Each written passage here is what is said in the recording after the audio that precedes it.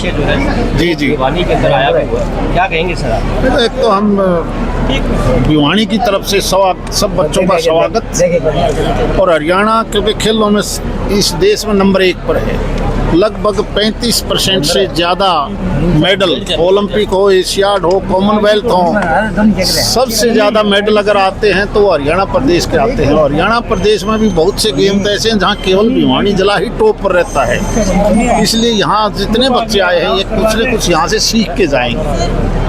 Sir नहीं, इसके लिए तो हम सब, मैं तो ये मान के चलता हूँ, इसकी जिम्मेवारी सामाजिक तौर पर सरकारों की बजाय हम सब की बनती है कि हम अपने परिवार में, आस पड़ोस में, सोसाइटी के माध्यम से हम इस चीज़ का ध्यान रखें कि बच्चे नशे की तरफ ना जाएं। और सबसे ज़्यादा गार्जियन की जिम्मेवारी है कि वो सुबह शाम इस बात का ज़रूर ध्यान रखें। एक बहुत बुरी जो बात आई है टूटते समाज की वजह से, उसमें लॉ एंड ऑर्डर की खराबी नहीं है।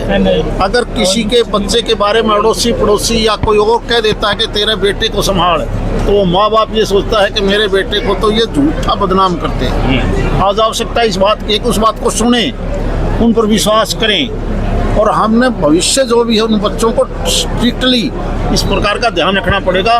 नशा एक ऐसी चीज़ है जो केवल हमारे देश को नहीं, दुनिया में जहाँ जहाँ भी नशा गया है उससे देश का नाश हुआ है। एक समय ऐसा था, दुनिया सबसे ज़्यादा बदनाम दुनिया में चाइना था नशे में, और चाइना ने नशा छोड़ने के बाद आज देखो कहाँ से कहाँ पहुँच गया। और ये नशा ये कहीं ना कहीं विदेशी माध्यम से, पाकिस्तान के माध्यम से, अफगानिस्तान के माध्यम से, पंजाब के थ्रू होता हुआ जिस प्रकार से कैप्चर कर रहा है, हरियाणा भी इसकी गिरफ्त मारने वाला है। हम सबको सावधान रहने की जरूरत है। सर पूरे देश भर के खिलाड़ी जो है यहाँ पर आए हैं, जी जी, कैसी उत्सुकता है? भिवानी इस मामले में धार्मिक और सामाजिक तौर पर मेज़बानी इसलिए करता है कि हम हमारे जो भी रिश्ता बाहर से आते हैं उनका आदर भाव, सेवा, सारी चीज़ करना चाहते हैं। न केवल सरकारी तौर पर बल्कि गैर सरकारी तौर पर भी जो अलग अलग ऑर्गेनाइजेशन हैं, सोसाइटीज़ हैं, वो भी पूरा आदर देत करते हैं।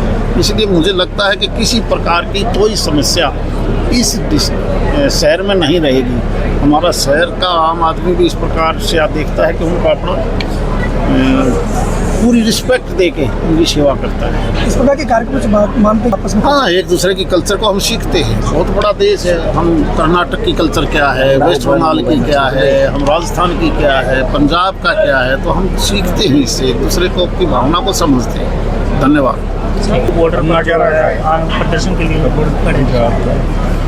देखिए, ठीक है, समस्या हर जगह है, लेकिन समस्या का मतलब ये नहीं कि उसका तरीका ये कभी नहीं होता। इस प्रकार पहले भी कई दिनों तक इस प्रकार का माहौल रहा। अब समय आ गया, हमने चारों तरफ से नज़र मारनी चाहिए। पाकिस्तान का क्या हाल है, बांग्लादेश का क्या हाल है, हर रोज़ अफ़गानिस्तान की क्या पोजीशन है, अभी आप सीरिया के अंदर हालात देख रहे होंगे, कभी इजराइल और दूसरे देशों का है, कभी यूक्रेन और रसिया का है। इस प्रकार के खराब माहौल को देश में पैदा ना होने दें। हम मिलजुल के हमने आगे बढ़ना है, आगे बढ़ने का ही सोचना चाहिए। चाहे वो किसान भाई हों, चाहे वो दूसरे कोई सोसाइटी के लोग हों, कर्मचारी हों, अधिकारी हों, व्यापारी हों, ये सारा देश सभी का है।